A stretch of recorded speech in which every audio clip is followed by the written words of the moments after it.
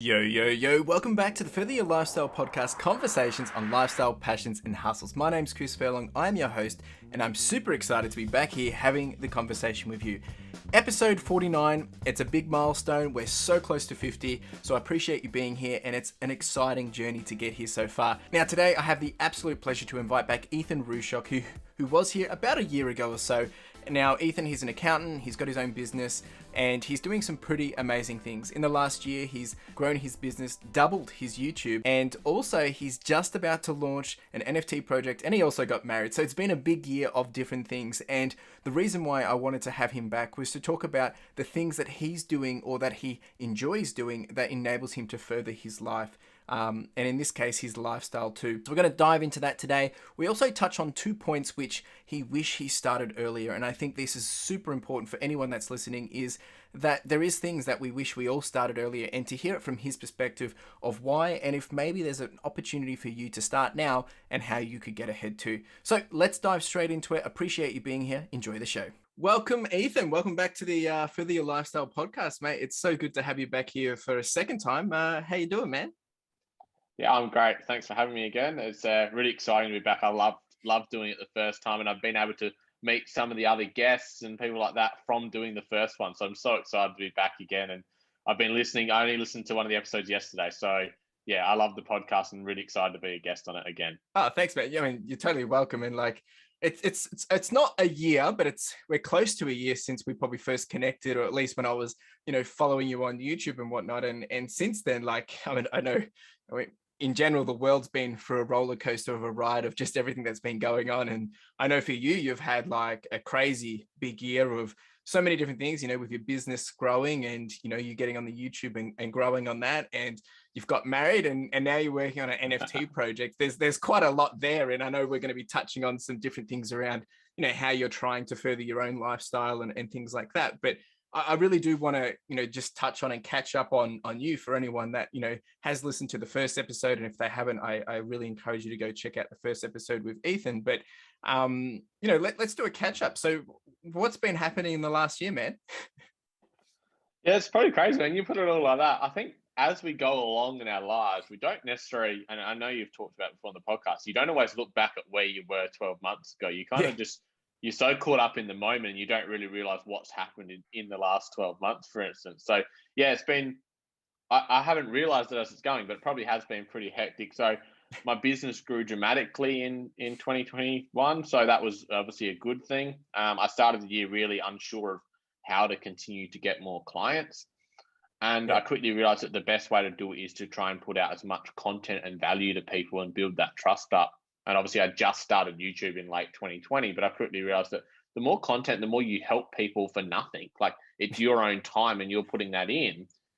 It doesn't matter. And I literally just got an email 2 minutes before we jumped on this call from someone saying he subscribed to me for 6 months on YouTube and is now reaching out to want to know about becoming a client.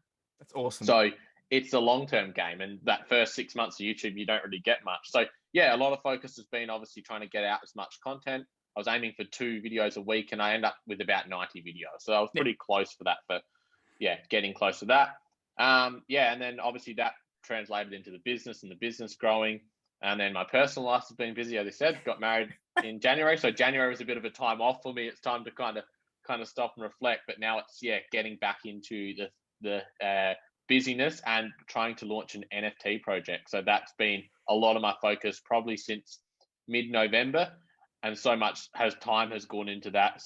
I'd be well over 100 hours of time dedicated on that project. So that will hopefully be happening in March. And it's all been about educating myself and learning on different areas. And I feel like I've learnt more in the last 12 months than I ever had in a year period in my life before. Wow. And look, I mean, you've said it right there. It's kind of like deep diving and actually putting your hands into it and getting dirty is the best way to learn, right? And a lot of the time, you can go to university, you can do a course, but doing your own, I guess, your own learning or own education of, whether it's 100 hours, 50 hours, and actually just getting into it, getting your hands dirty. Like if people were starting to code, sometimes just watching people doing it or reading about it, that's overwhelming. It's scary. It looks cool. And you go to do it and you're like, I can't do this. But of course, because they've got all these fundamentals and foundations that they've had over years, but if you go spend 50 hours starting from the bare bones, all of a sudden things start to click, right? And it's the same with NFTs. It's the same with me with reselling, even doing this podcast. Like, it gets easier as you go because you get all the fluff out of the way and you can progress on. So to keep you honest then, and we don't have to touch on it very detailed, for those that don't know, and I have touched on it on the podcast before, but what's an NFT? So an NFT is a non-fungible token. That probably doesn't really give much away, because if someone told me that without knowing, I'd go, well, what does that actually mean?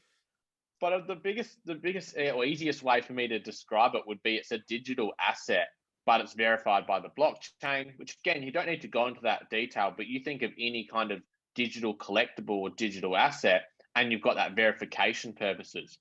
Yeah. And that can be used for a range of different things. So for me, I'm using it as a part of business services and stuff that I can verify and go, yes, you own this, therefore you get X, Y, and Z. Yeah. And I can expand on that in the future. So in 6 months' time, I can go, well, everyone that holds token A, I'm going to go fly over there and meet up with them and have a meeting with them and talk business. And there's nothing stopping me from doing that. And I can verify. But at the same time, if that person that holds token A goes, I don't want this anymore, they can just go and sell that to someone else. Yeah. So NFTs have the ability for people to move assets when they don't want them. So think of gaming, think of Pokemon cards, and then it can be things like, imagine your will is held by an NFT. Wow. And when you pass away, it's there, it's coded to go, well, this is who is going to get the assets. There's no arguments over it because it's all there. We're not going, oh, is that the current will that's held with lawyer A, or is it that one there? We know that that's the verifier. We know it's there. And it's coded in that goes, oh, it automatically, once someone maybe hits, yep, go ahead on chain, and it distributes it. Yeah, so that's interesting idea, actually. The opportunities are endless with it. Now, there's a lot of hype over this, and there's going to be a lot of people that lose money, but the underlying technology is actually really cool.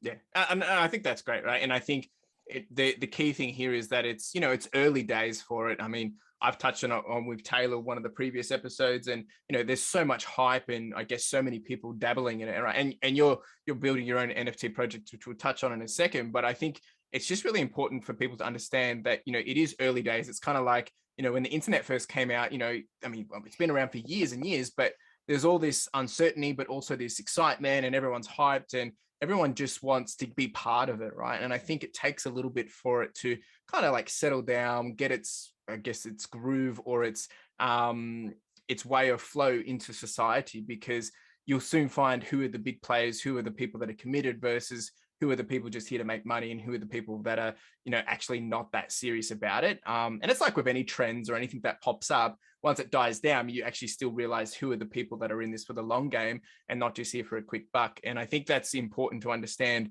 when you are, if you go do research on this yourself, that, think of it long-term, and don't try and get so stuck up on the short term, because otherwise, yeah, you might lose some money, because definitely it can be a bit tricky. Look, I do want to say, yeah, congratulations on getting married, mate. And I know that was another big milestone for the well, you had been leading up to it, and you had to do a lot of changing at the last minute, but that's a great milestone. And also with just seeing the progression of you building your content on YouTube, and obviously I don't see the day-to-day of your business, but I can see that representation on your YouTube channel. And I think it's really good, as you said, to reflect back and see how far you've come. And sometimes we forget to kind of look back and see, oh, actually I've done a lot, or I chipped away, or as you said, you did like 90 videos or so. And like that's a lot of effort, right? And it just goes to show that when you put things in place, or set goals or set visions and dreams, that as long as you're working towards that one step at a time, that these things are more than capable to achieve.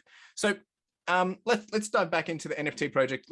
You can kind of pitch what you're trying to do there, and then we'll jump into the full meat of the podcast. Yeah, definitely. Yeah, so my NFT project is called Rooshocks, so you can find it on all the social medias. Discord is where I'm trying to learn. I've had to learn Discord. Discord is where so many people are discussing, or the communities are growing regarding the NFT projects. Discord and Twitter, two areas I hadn't really used. I was familiar with YouTube and Instagram. So it's been a learning curve. But the aim of the project, my aim behind it, is to show how small businesses or creatives or YouTubers or whatever you want to call yourself could use an NFT project that actually provides value for their audience as well as themselves, obviously. I'm obviously dedicating a lot of time for it, so it's got to make sense for me. But the forefront is to go, well, what can I provide that's valuable to my audience?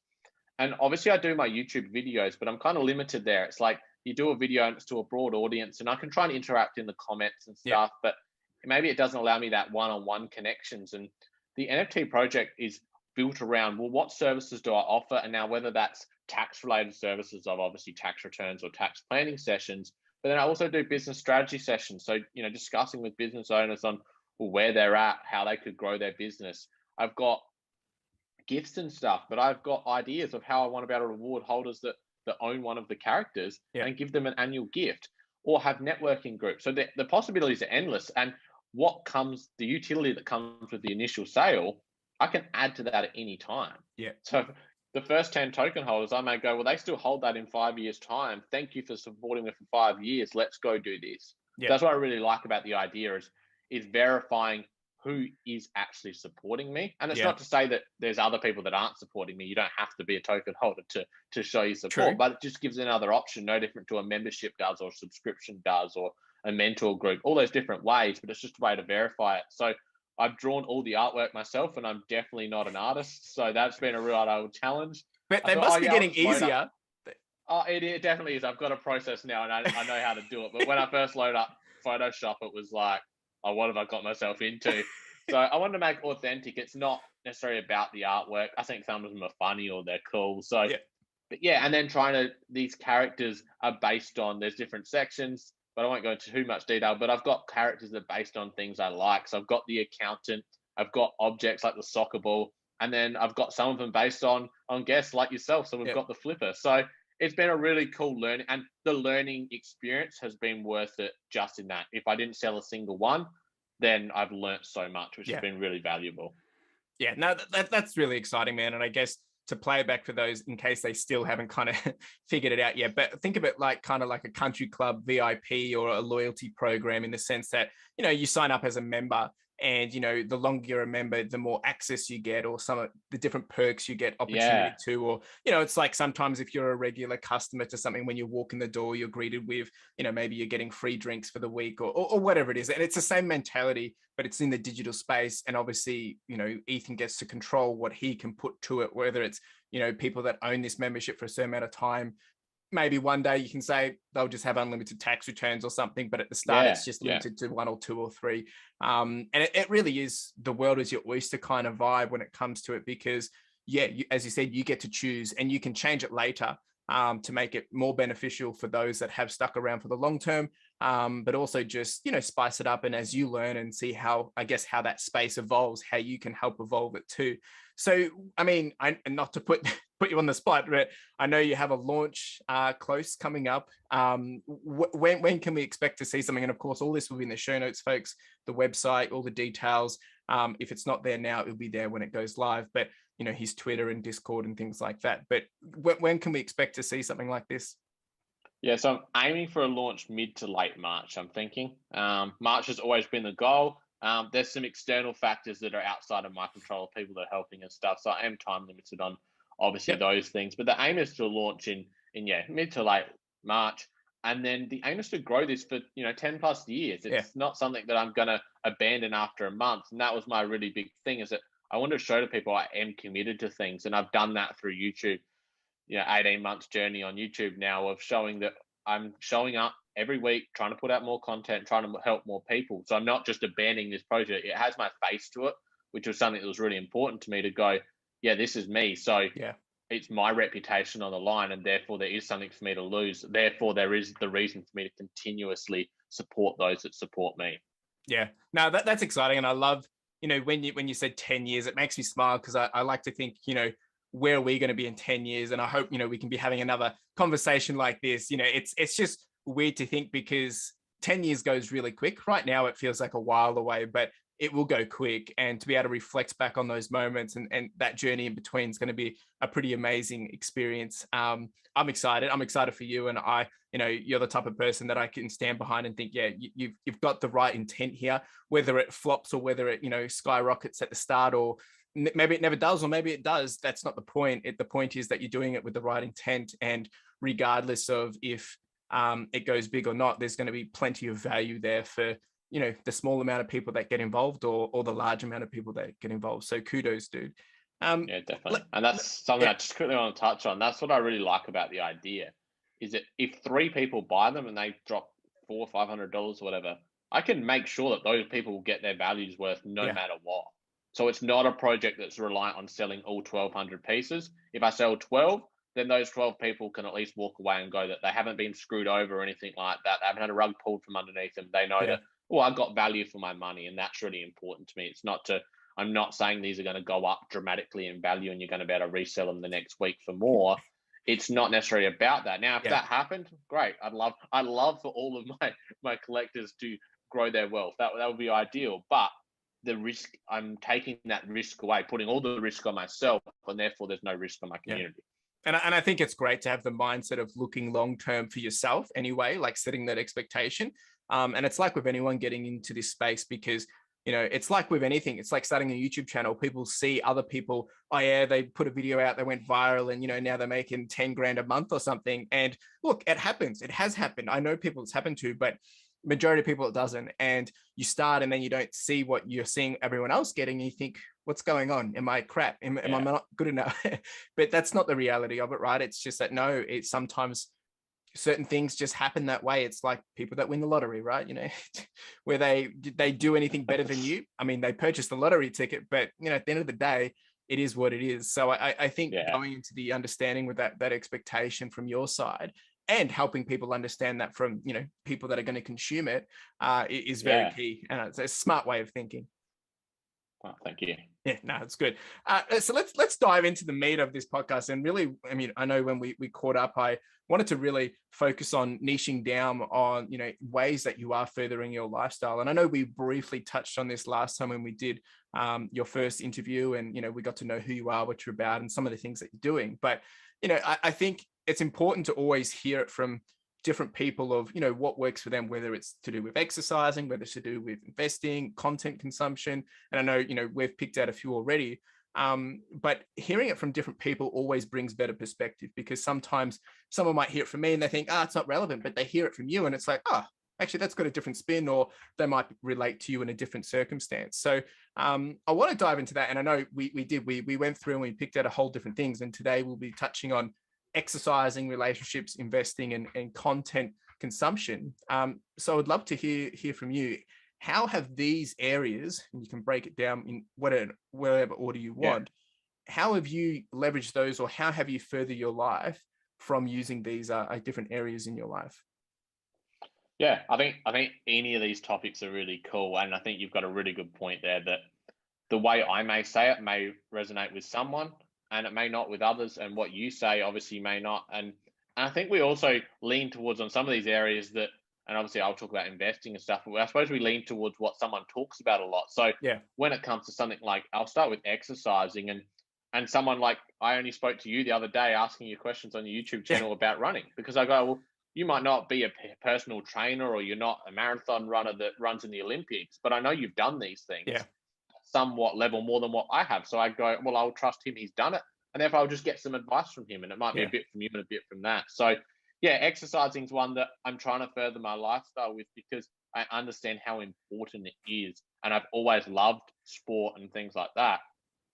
So I really understand, well, that is important to mental health, to physical health, and just breaking up your day a bit. So I'm trying to put a bit of a routine in place. And I started running in probably late September, and just trying to use that exercise, because I've had such a stop-start relationship with exercise. All through my childhood, I played sport non-stop. That's all I ever did. Okay. And it got to finish, I think year 12 was like, I'm busy. I don't have time for sport.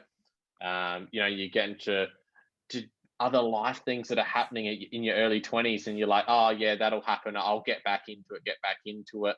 And then I eventually did get back into sport in probably about 22, 23. And I had injuries. And I'd never had injuries in my whole life. And it was like, so that put me off again. And it was like another couple of years off. And then I got back into it a couple of years ago, and then had injuries again. It was just like the frustration of not being able to consistently exercise. And I've been in and out of gyms and all those kinds of things. So I've, in the last few months, I've gone, okay, well, I want to start running, because that's something that I'm in control of. It's, I suppose, a lower risk. It's not a contact sport. It's just me. There's definitely injuries, and I've already had troubles with that.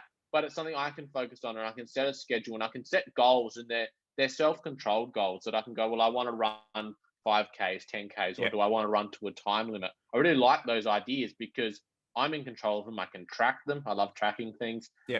But it's stuff that I can go, well, I'm going to build up to this. I don't have to do a marathon tomorrow, but maybe I want to do that in 5 years' time, and Yeah. it's a 5-year journey. So I really like that idea, but I think exercise is really key for physical health, mental health, and just a separation of your day, whether you do it in the morning or whether you do it in the afternoon or at night. It's something that can break up other parts of your life. 100%. And what time of the day do you usually tend to run or exercise? Well, that's where I'm still trying to work that one out. So the routine isn't there yet. It just depends. Summertime's hard because I've been trying to go in the mornings, and I get up in the morning and I feel just exhausted. Or sometimes that first run, I'm like, oh, I can't do it. So then I'm like, try for mid-afternoon, but that doesn't work when it's a 35-degree day because that's the hottest part of the day at 3-4 o'clock. So it's just trying to work out a routine. I'm still learning what works for my body and what works best, and probably mixing that up still a bit. And hopefully I will get more of a routine. But I obviously stopped a bit over Christmas time and being away. So trying to get back into that routine and go, look, what works for me? Because what works for me may not work for someone else. Yeah, that's true. And you mentioned that you're starting to get into the running, but like other than running, what exercises would you normally lean towards? Yeah, so I suppose I've always played sport. So that's obviously been the one that's counteracted that kind of stuff. So soccer is probably the main thing, and I'm hoping to get back into that again this year. So that obviously provides that. I have been in and out of gyms probably for 5 years now. So I'll go to the gym for 3 months and then I'll stop. And I would like to be going more at the moment, but we've obviously just had all these other world issues that have been going on, and gyms have been stop-start. So that's my main things, is that I'd love to do more social sport, but it's just trying to find the time. Like I used to play tennis, and I love, I played Twilight netball at one stage. Wow. Or Okay. I've got a friend that plays dodgeball, and I'd love to get into those kind of things. And just like those social aspects of sport that I think is so important that we don't always get, especially, I work from home, so I'm not seeing people all the time. So I do love the social aspects of sport, or even sharing of an individual sport like running, but you can have a community around there where you discuss what you're doing. So that's one of the really important things I think with sport and exercise, is the social aspect of, well, just to talk to other people that are doing something similar. That's true.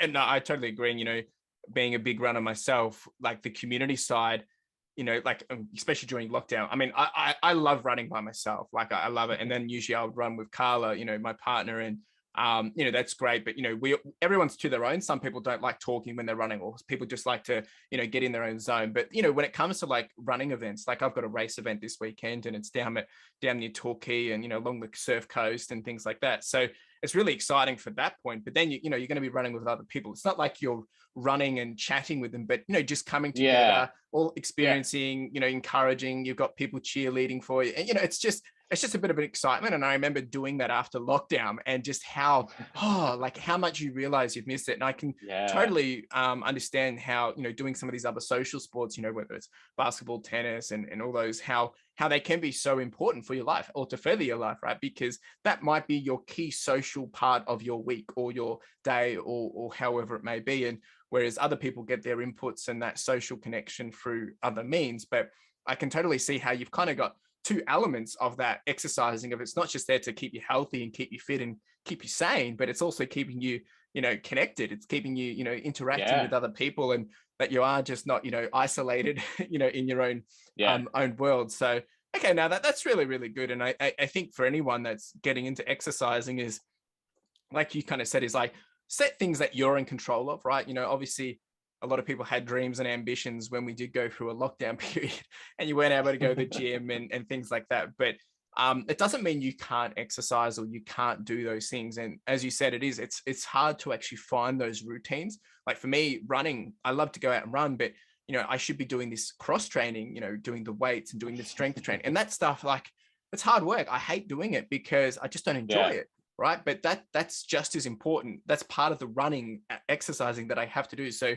I'm doing a lot more yoga because that helps complement it. But I think when you sometimes when you get into this, and maybe a light run is fine, but if you're starting to do it and up it, you've got to realize there's more commitments and more I guess expectations that come with it.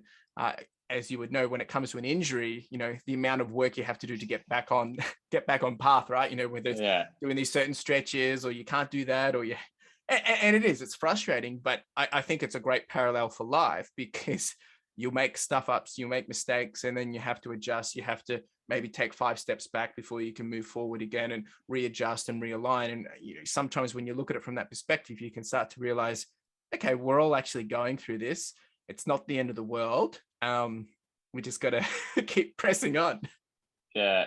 And I think exercise, one thing that I love about it is that, especially if you do it in the morning, there's no better feeling knowing that you've smashed that goal first thing in the morning. It sets you up for a win. Like, I do it sometimes on the weekend, and it's do it on a Saturday morning. You just feel so great for the rest of the day, whether it's a gym session or whether it's a run. You're just like, yep, I've done my exercise for the day. How good does that feel? Love it. That's great, man. Like, and I agree. I mean, I'm a morning runner, and I love it. You get out and you get it done, and then I feel like I've conquered the day. And then even if the rest of the day I don't get everything done, it's like, well, I might have done 10K this morning. So it's like, and it's just a booster, right? And I think some people don't like the morning. They'll like to run after work or clear their head and things like that, which is completely fine. But I think a lot of this then helps cross over, right? You mentioned that it does play, helps with breaking up the day or clears their head. Do you find, and probably the next one that we'll touch on is, you mentioned around relationships. Do you find, and then we can dive into the broader topic, but do you find that helps with your own relationships? Maybe not necessarily the social aspect, but whether it's with your wife or just how you're interacting with people, that exercising helps. I guess. Yeah, I think it does. I think exercising, it has the health benefits that give you confidence, and I think confidence is key in relationships, that people that feel great about themselves portray that to other people, and they become better people to be around, and therefore your relationships bloom. And if you're exercising and you feel, whether it's a better body image thing or whether it's just fitter and stuff like that, and you're in that positive mindset, when you go and you spend time with people that are important to me, you can really radiate that, and someone that's feeling good about themselves, and exercise is really a key one. So I think it sounds crazy, but it can really give you the confidence to ensure your relationships maintain a positivity to them. Yeah. Okay. And then let's talk about relationships in general. And so, you've said that, relationships have helped you further your life, or how are you leveraging those in your life to help grow yourself? Yeah, I think relationships are really important. It doesn't matter if you have 3 good relationships or 50 good relationships. You've got to have relationships with people. We are people. We need other people in our lives. And I love what I do with my business stuff and the YouTube stuff, and I can get caught up in that. And I've found the last week, it gets to like 7:30 at night. I'm like, I can't wait to go to bed so I can get up and start the next day and get into things. Like, that's how much I'm loving doing things. But it's so important to have those relationships outside of that. So I'm a single man team. My wife has helped me in the past with admin and stuff when I do get busy. But in general, day to day, it's just me. Yeah. So okay. It's really important for me to have relationships outside of that, because they're not there. I obviously have clients, but that's a different type of relationship. But I've come from previous teams where was lucky enough that I was in teams where I really got along well with. I'm lifelong friends with a lot of those people and still catch up with them regularly. So that's important to me. But I think it's really important to have positive relationships, and especially for me, it's mainly family. I don't have a huge friend group, and obviously it starts at home with your partner, your wife, whatever it is. But that's really important for me, because that's someone to bounce ideas off of, but at the same time talk about things that are completely unrelated to what I'm doing on a daily basis. So it's so important to have that separation from what you do. So it's great when you've got family or friends or partners that are involved in what you're doing or interested. So I talk to my mum quite a lot, talk to my brother about business and those kind of things. But it's also equally important to have times when you don't talk about your work and you don't talk about some of those hobbies. You have different people to talk to about different things. So relationships vary, and I have different people in my life that I talk to different things about, and that either keeps me motivated to those things or separates me from them when I need to. Yeah. And I think that's a key part that I've just taken away from that, is making sure you do have those different people in your life, because I mean, you're going to have the people that are going to cheerlead you regardless, whether it's your parents or your partner or whoever. And that's great. That's what you need, someone there to stand behind you and support you regardless. But sometimes when it comes to feedback, or if you're doing something and maybe they're not in that space or in that same, environment, of course they're going to be like, yeah, it's good, good work, keep it up. But that's not the support you need. You need the support of like, okay, where am I doing wrong, or how do I change it Yeah. up? And getting that constructive criticism, because it's not about that. People are saying that because you suck. They're saying it because they want to help you grow. And unfortunately, sometimes you can get stuck. And I know Gary Vee talks about this all the time. Is if your mum's rooting for you, that's great, but maybe have less phone calls with her and get a phone call from someone that can come in and look at your video or look at your whatever it is and give you some real feedback of like, okay, this is good, intense, right? The flow is good, but could probably change this, or maybe next time try doing that. And that way you can start to take that 1% further. And I think that applies across all areas of life, because, the people you would interact with, if you were playing tennis, you're going to have different conversations. You're going to be talking about the tennis game or how you're growing. If you're people in your business network, talking about that, people in your personal, and you're going to be growing and changing in different ways. And even like us connecting, right? When we first connected, we didn't really know anything about each other.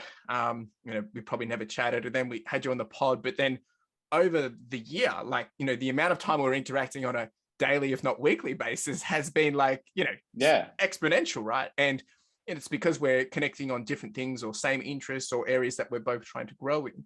And that's super exciting, because you can see literally in the last year of how important that, connecting with someone, growing with someone, and helping someone else or getting help from someone else can really, I guess, rocket you into where you need to be.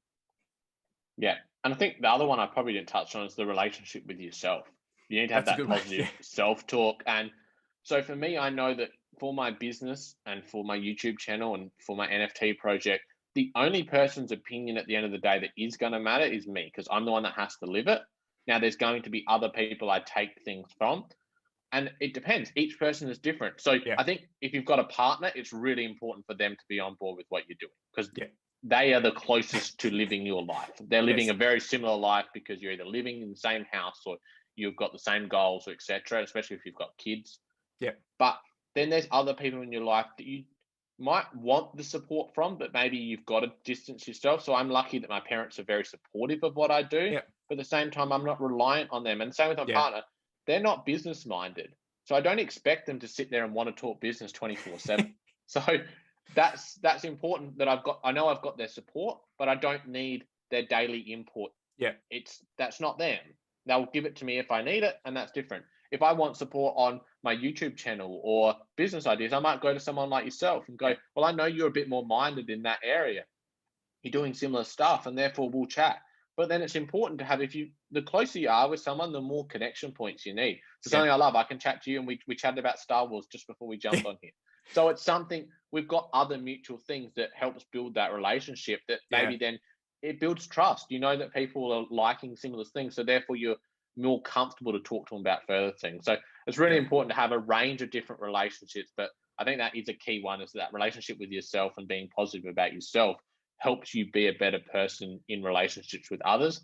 And it's really important that you can then provide, everything I've just talked about is what others provide to me, but then that allows me to provide all of those things back to other people as well. That's really good. And I think it's important, as you said, knowing yourself, that self-awareness, and, being able to have that relationship with yourself is important. And I'd love to ask you, have you struggled? And I mean, it's probably an ongoing thing, but what about imposter syndrome? Like, because I think that's a big one when it comes to, especially someone in business or content creation. There's that, people are going to like this, or even having your own business, right? We don't have to dive into it too much, but how have you dealt or managed with that? Yeah, that's an interesting one. Or maybe you haven't. YouTube. No, I think I have. Like, YouTube was probably the biggest one, that it was like, oh, is anyone really even going to care? Like, am I important enough that people are going to want to know about my things, without the same time going, oh yeah, everyone should listen to me.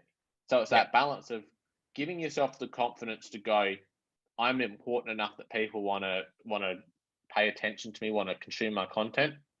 At the same time going, I'm not that important, and therefore don't get caught up in it.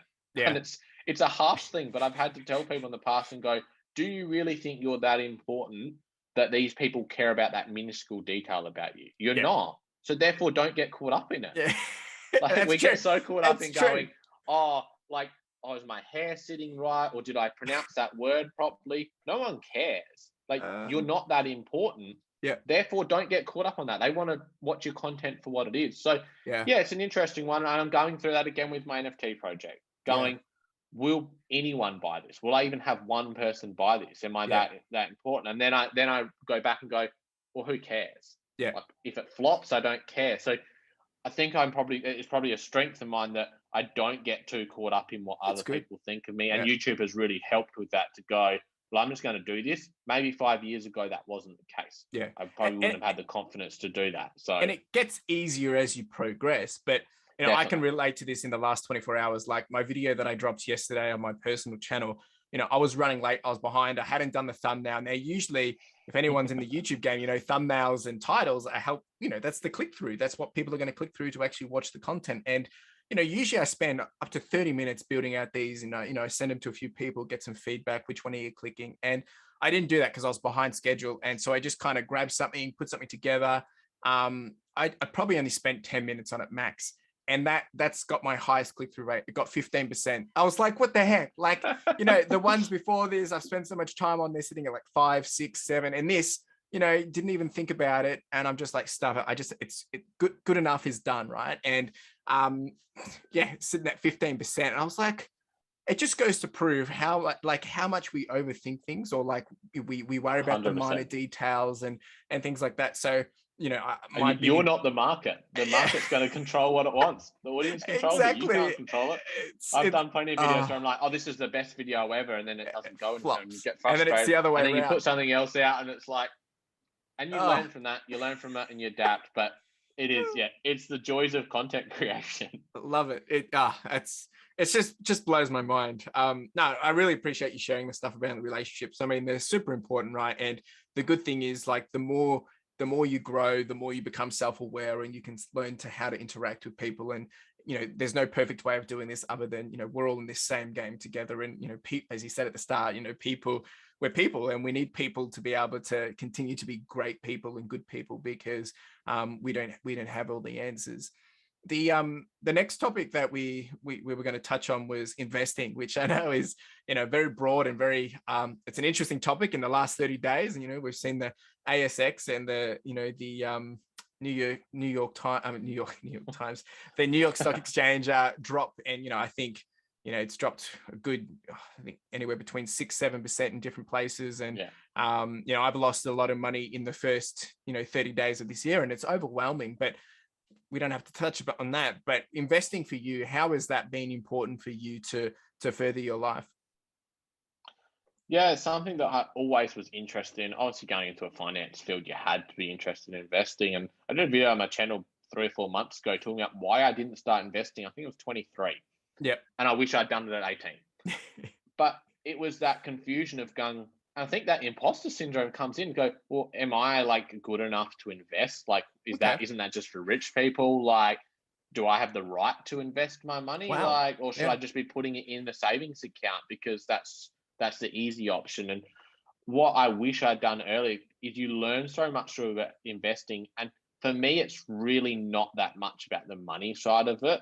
It's the learning side of it still at my age. You're just wanting to learn about things and learn about projects and stuff like that. And I've had some good investments. I invested in Afterpay early because I like to. I'm not someone that's I don't like technical analysis. It's too much for me. And I do some broad ETF investing because that's a simple way for me to go. I don't have to think about it. I put into a broad market thing. That's probably the easiest way. But I have picked some companies that go, oh, I really like the idea of the company. I like the business model. I'm business minded. And that's why I've talked about, when I did talk about my NFT project, I've got business strategy sessions because that's something I do think is one of my strengths, is going, well, what is this business model? Is that going to be successful? How could we tweak that? So to pick a company and go, oh, that's something that I think will work well, that was a really good investment for me. Yeah. I've dabbled in crypto. And one of the reasons why I do that is because I'm learning so much about the tax implications of it. So therefore I can help clients with it. So there'll be projects that I know, maybe it's just a small amount that I put in, but it's a way for me to learn about it. Yeah. So that's something that's, but I really think investing teaches you a lot about the business world, economics, etc., which is really interesting. Yeah. Okay.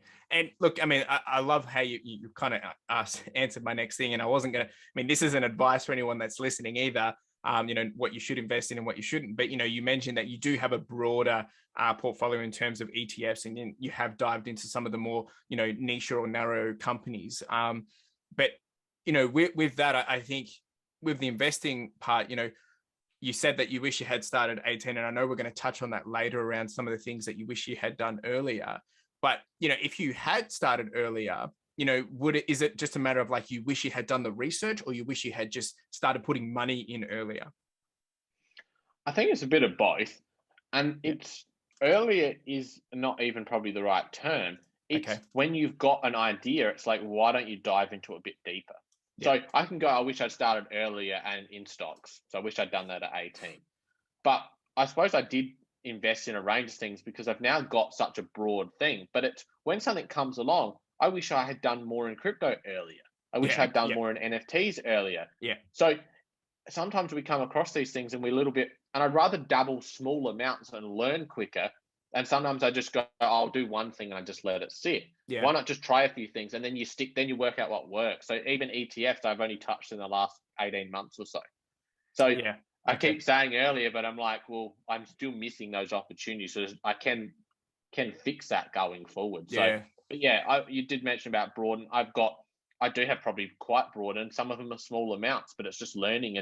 And even if you leave a small amount, you can monitor that industry and learn about it. And for me, that's really important because if I have clients in it, I can connect with them and build that relationship on another level. But so I've got Australian shares, I've got international shares, I've got ETFs, I've got an investment property, I've got crypto, and I've got NFTs. So I do have a broad thing. And I've just got little bits in each that I can go. And then if someone asks me, what do you do to track your rental property? Oh, I personally got one. Here's a spreadsheet I use. What do you do to track your crypto? Oh, I use this software or this software. How do you track your shares? Or, did you see what happened in the market? Yes, I did, because I know I'm monitoring 6 different markets, for instance. Yes. Okay, no, that's good. And I love, I was going to ask about, there's so many different investments other than share markets, right? Investment properties and things like that. But I guess one thing, we've been talking about financials here, right? So what about investing in yourself? Is there anything that you're doing to invest in yourself or have in the past to enable? Because, you could be, whether it's taking courses or reading or something. And I know we're going to touch on content consumption soon, but you personally, is there anything that you've invested in to enable you to grow quicker? Yeah, I think when I talk about a broad investment basis and small amounts, the reason why it probably has been small amounts is because I've invested in my own business, which has been my investment in myself. So obviously to get to that stage, I had to study, which I did uni courses. I'm still paying that back. I'll be paying that back for a long time. But over the last 2 to 3 years, a lot of my money got poured into, whether it was I had to do a few fix-up courses to get a tax agent license, for instance. And then a lot of that investment then going into the business, because to me, that's investing in the longest term asset for me is my business. And that business doesn't necessarily have to be the accounting business. It's probably me. It's a personal brand of me. Hence why I've done the YouTube channel. So I've invested in equipment for the YouTube channel, because to me, that's an investment in myself and in my investment.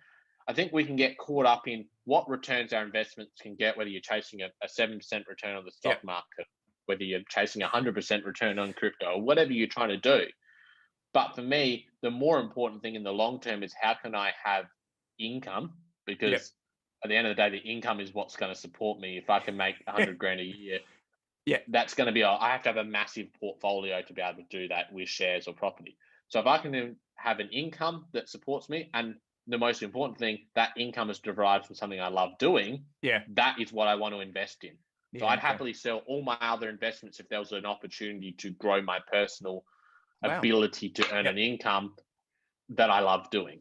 No, it's a good mindset, right? And I think sometimes we all, like, we touched on it when we were talking about before, everyone, there's so much hype around it, right? And everyone just wants to get involved with NFTs or Bitcoin or crypto or the next latest trend, even Pokemon and things like that, right? There's all this hype, but actually understanding what's your intent, what's your why, what's your goals. And, as you said there, you said that you'd be willing to sell everything and put it into something else if it's going to help you get to what you want to be doing and you're enjoying it and it's making you money, because that I think is really important to understand, that when you are investing on all accounts, that you have that mindset or that understanding of what is your why, or what's your intent, what's your end game. Because if it is short term, well, then you're gonna play differently to if you're, playing for 10, 20 years or something, and understanding what that looks like. And I think, kind of coming full circle of how I said at the start, just before we got into investing, that, I had a big drop at the start of this year. Like, I was down, kid you not, $60,000. And it was kind of like,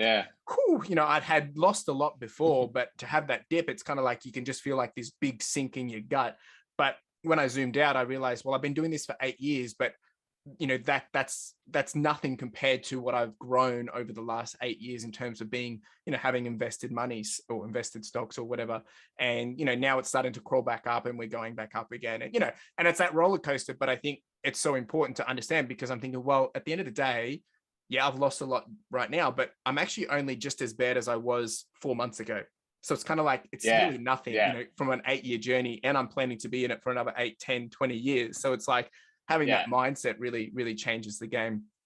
Okay, so I had probably a similar experience and again, this is why things are volatile, and yours is over an 8-year period. This is over an 8-month period. But back to the NFT things, I bought one of the VFriends Gary V NFTs, and it's a long-term hold for me, and I hope to still have it in 10 years' time, for instance. But I think I paid $4,000 for it, and 6 months later, which was probably about 6 months ago, it was probably worth about $95,000. Which is just an insane growth thing. Now that is worth probably about 40,000. So again, I'm probably in a similar situation to you, where it's like a 60 grand loss. But if I zoom back out and go, oh, if someone said to me your 4 grand investment was worth 40 12 months later, you jump at the opportunity. Exactly. So we forget and we look at oh, where's my investment at versus its all-time high, rather than looking at, well, where's it at versus the all-time low?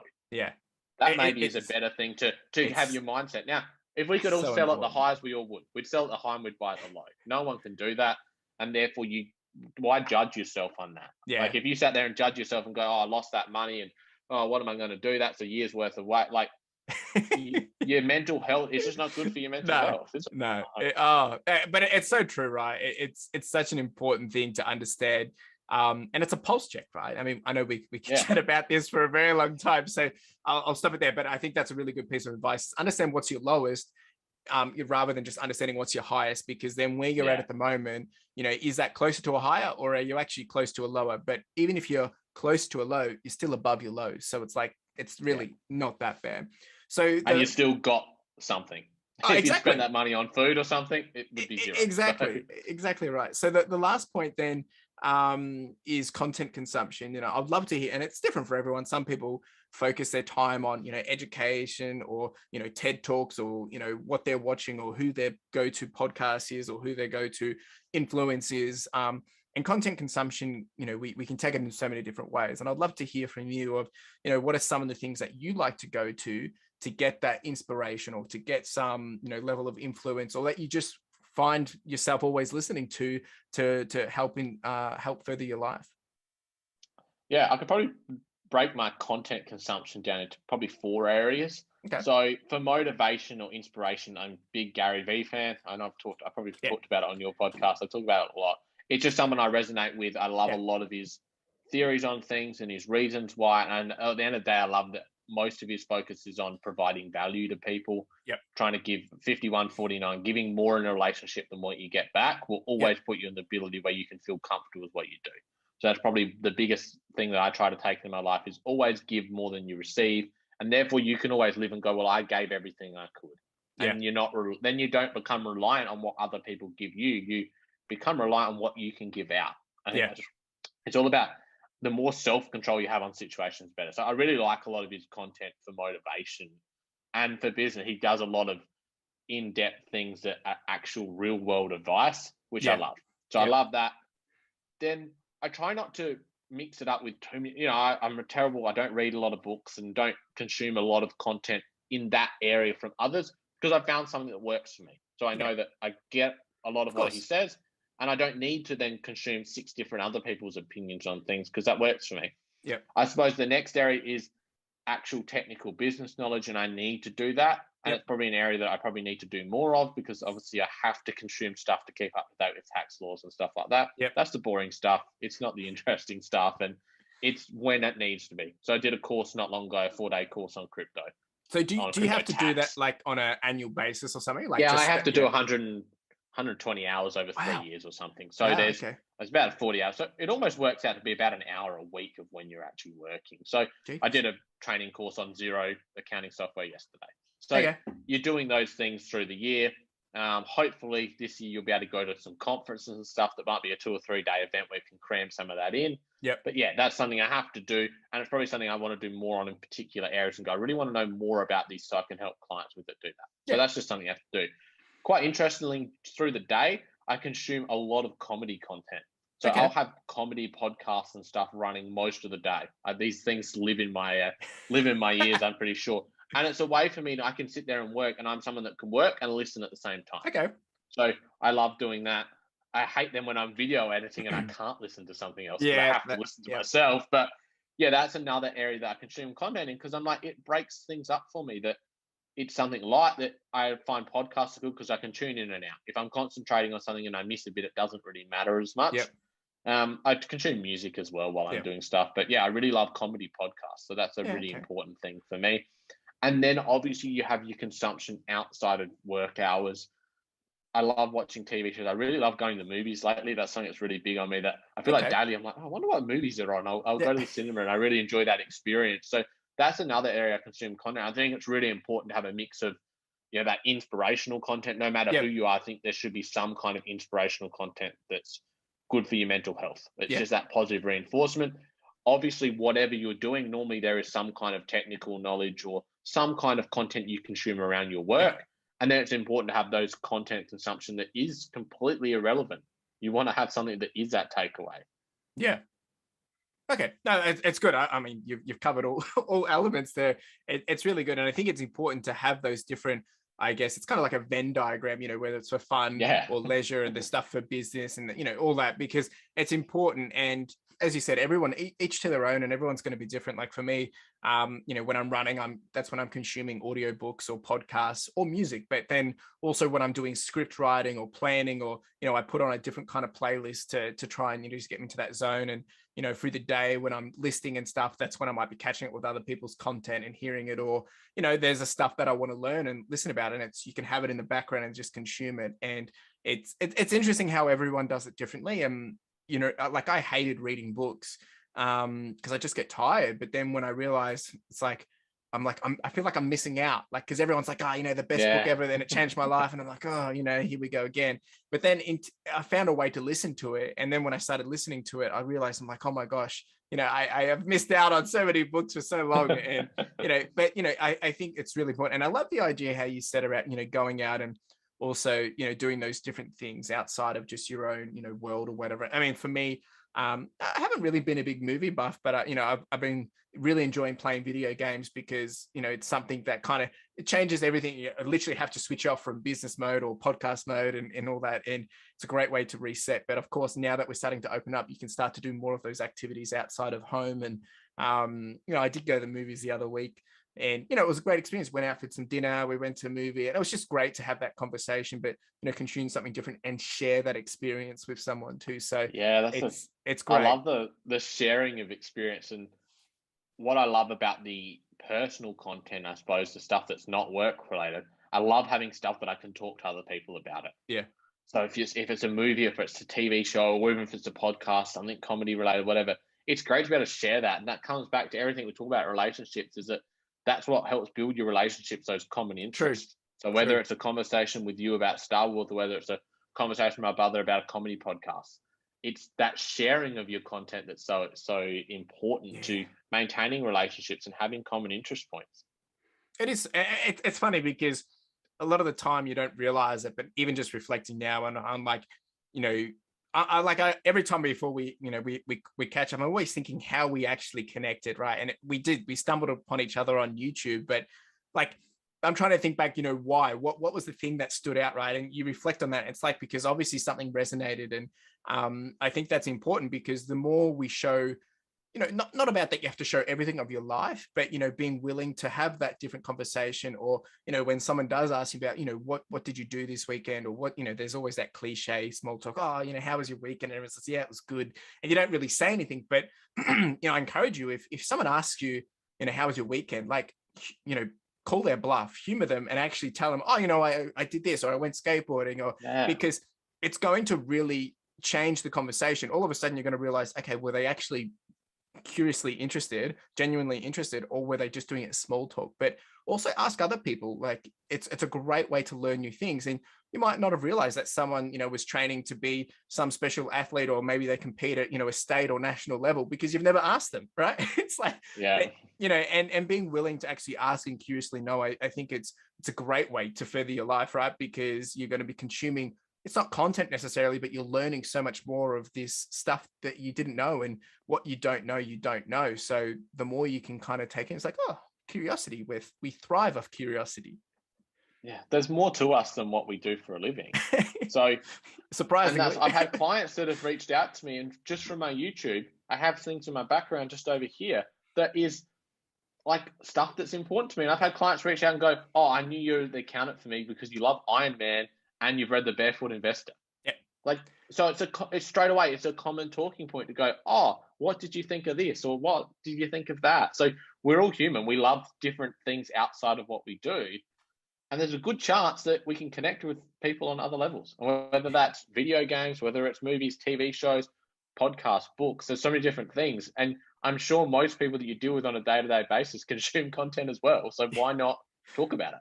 That's it. No, I love it. And look, I want to, we've touched on so much here and really deep. And I know we've already alluded to some of the things that we're going to touch on now, which is, with all these things that you're doing now and, you're enjoying, and, out of those, with hindsight's great because it's a chance for us to reflect back and think, if only we had done that. But then it's a chance to kind of start to do it now, right? So I'd love to hear, and you already touched on it a bit with the finance stuff, but like, what with hindsight, what have you wished that you had started earlier, and why? Because I think it's important for people to realize, and it will be different for everyone, of why you wish you had done it and how important you think it would have been, if you had started, let's say you said the investing is the first one, if you had started, 4 or 5 years earlier, what difference do you think that would have made, and how that could make a difference for someone that's listening?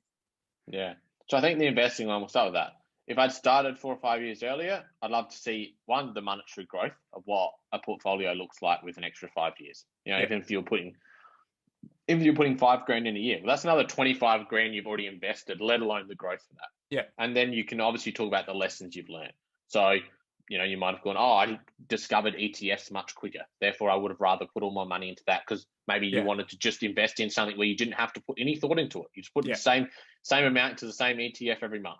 So it's that lessons you learn quickly. For me, with investing with NFTs, I've been dabbling in it for a year now. I wish I dabbled in it more in the first 6 months. Maybe I would have. Now, it's two sides. Maybe I would have discovered a project that massively ballooned in value and I might have made some money. But at the same time, if I had invested in more small projects, it would have made me starting my own project a hell of a lot easier, because I would have understood more of what worked for people and what didn't.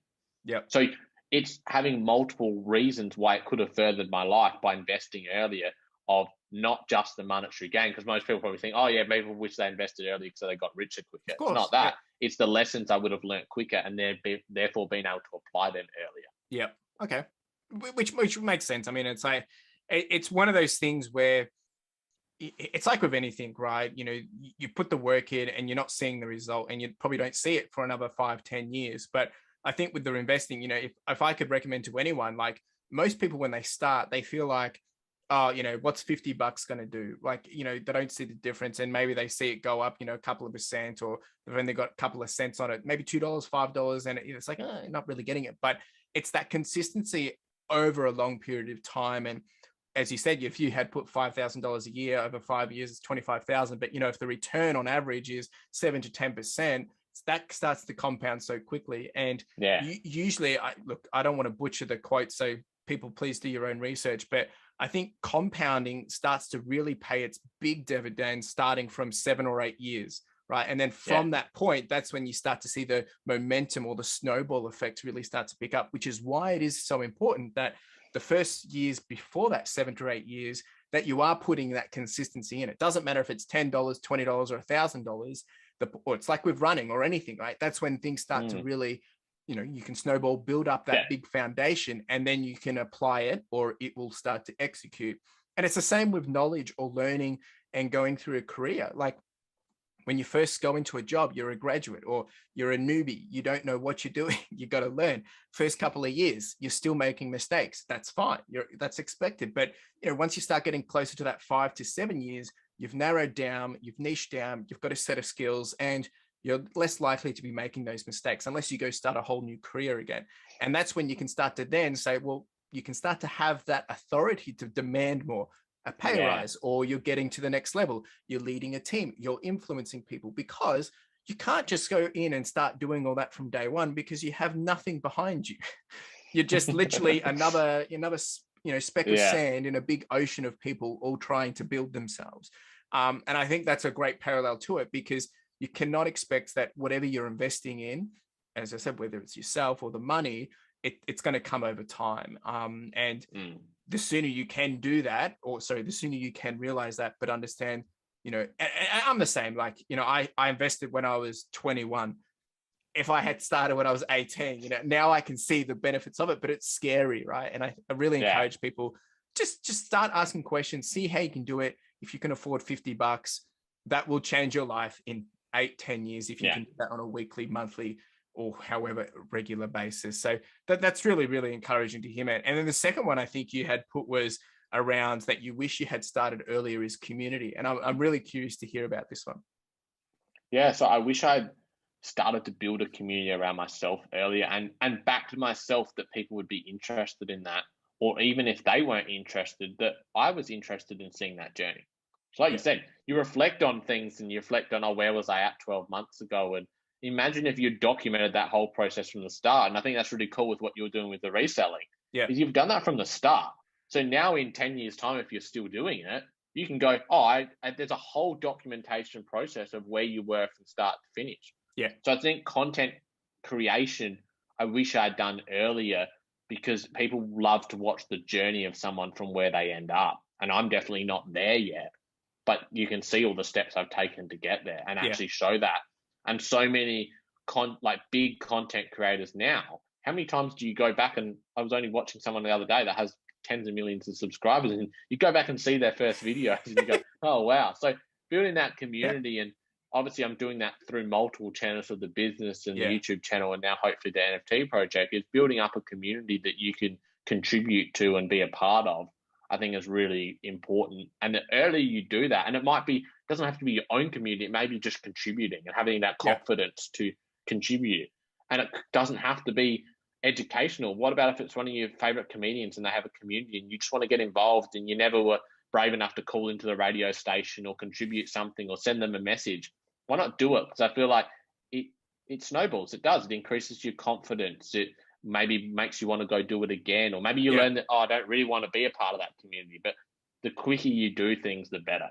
Yeah, it's so true, right? And to be frank for everyone, at the moment, the thing I struggle with is, reaching out to people that are way further ahead of me, right? And this whole podcast is about further your life, right? But, I want to get people on here that are going to be game changers, because they're further along the timeline. But there is that, we talked on imposter syndrome, there's the doubt, or there's the things of thinking, they won't have the time for me or won't have the time for this, and really challenging myself to do it. Because one, as you said, if you take that step, if you get rejected, you're going to get over it quicker, which means you're going to go back for more and keep pushing or find someone else. And plus, if you send out 10 and you get 5 people come back, it's like, well, you got 50% that have said yes and you're 5 up. It's like, and if I had never sent anything, well, then I'm 10 down. So, that context, or that, I guess, that perception changes things really quickly. And the best thing you can do is continue to try, right? Because if we're stuck in our heads and not willing to give things a go or reach out or build a community or have a conversation, or as you said, you're growing your Twitter this year, you're growing your Discord, you've never dabbled in that area, but now you're growing in it. I think you've got 103 or 4 people in Discord now, which, it was probably only 4 months ago, probably even less than that, you had 0.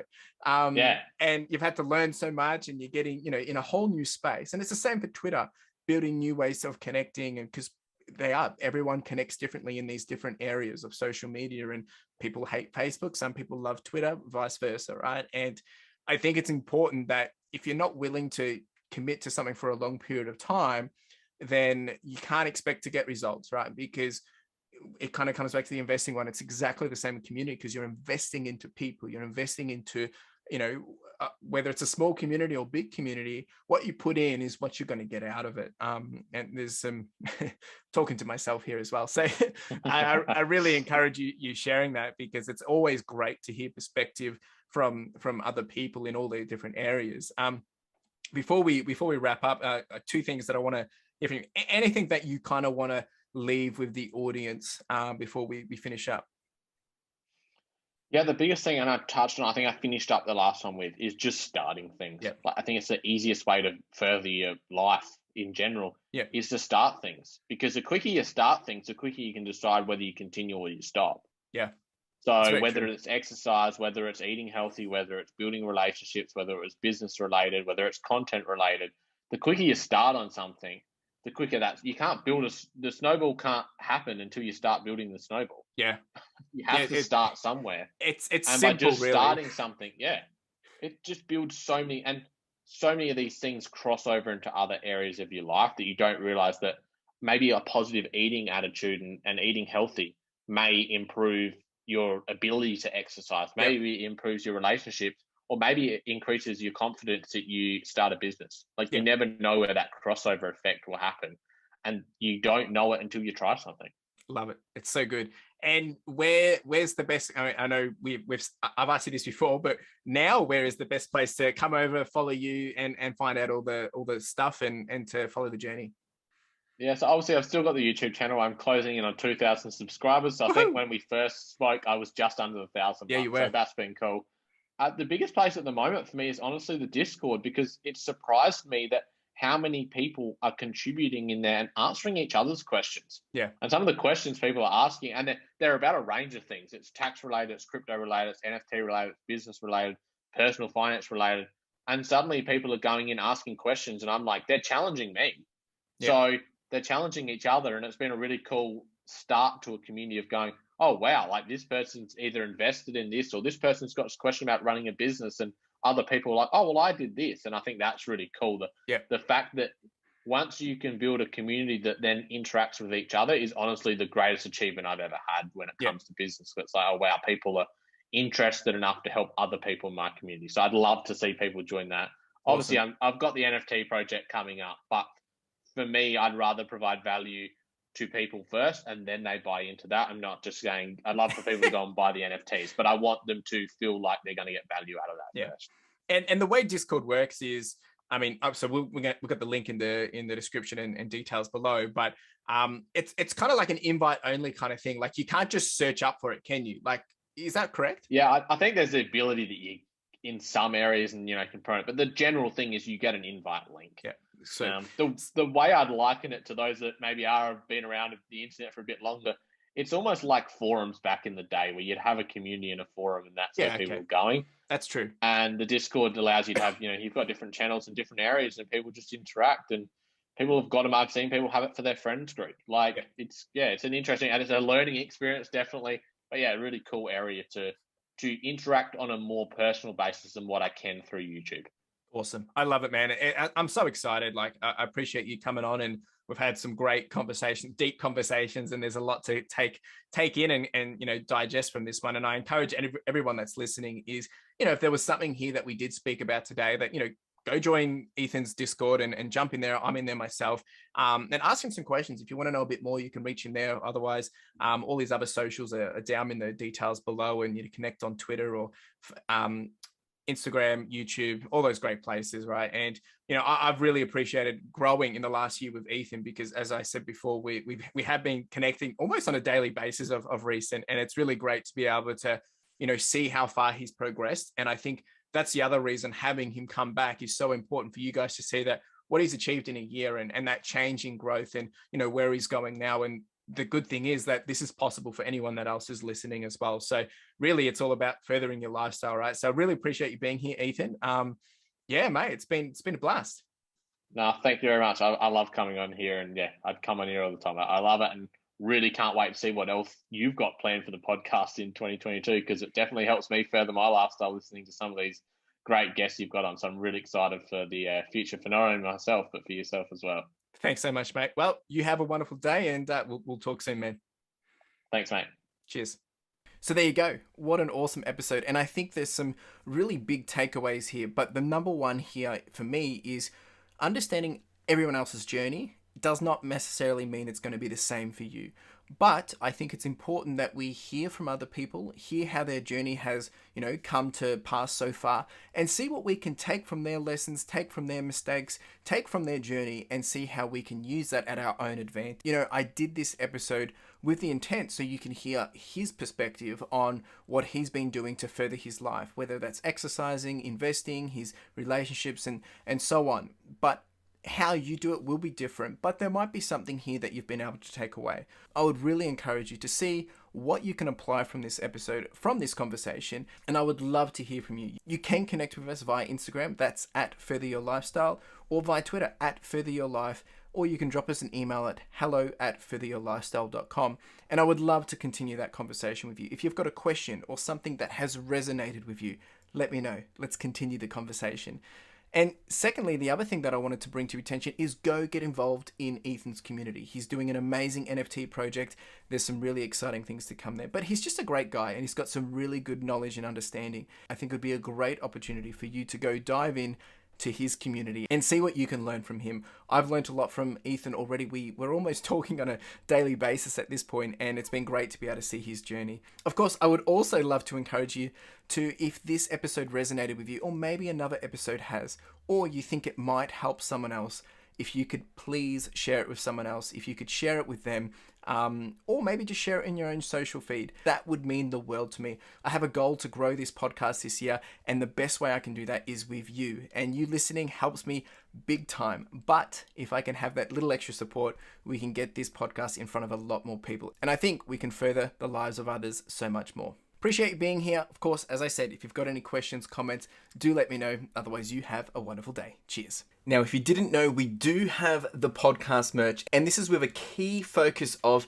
enamel pins. Now, if you haven't checked these out, make sure you do, because the intent of these are really just to be a small token and a reminder for you to charge on, to push on, and to further your lifestyle. Whether it is a gift for someone else to encourage them, or maybe to inspire them, or maybe it's a way to motivate yourself, or you can simply just make a purchase to simply support the podcast, which would be greatly appreciated. We do also have some sweaters and some long tees, so make sure you check it out. Link in the description and in the show notes.